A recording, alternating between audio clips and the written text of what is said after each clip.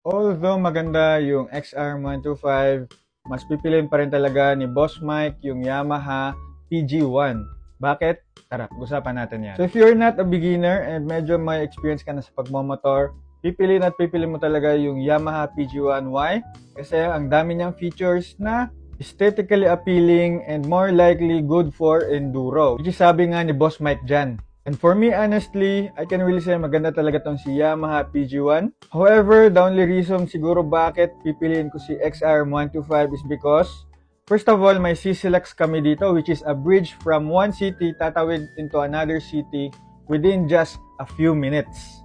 And if you're from Cebu City na papatawid from another city like Lapu-Lapu City dito, I can really say sobrang mabilis tayong darating compared if hindi natin gagamitin yung bridge na yon. So dyan pa lang medyo magkakatalo talaga sa situations mo if ever pipili ka ng motor. And that for me is a good option already si Honda. Second one naman is kasi naman talaga meron akong Honda RS125, so nakuha na ni Honda yung aking tiwala.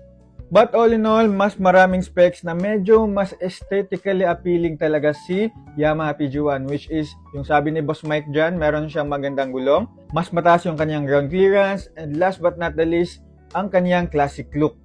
Classic look is timeless talaga. Yan lang yung masasabi ko. So, meron nga akong full video details niyan sa Red App ko, which is the XRM125 versus Yamaha PG1. Meron dong specs, price, as a beginner, or kahit ano pa na pwede natin pag-usapan why this is a good decision if anong klaseng motor yung pipiliin mo dito sa dalawang to.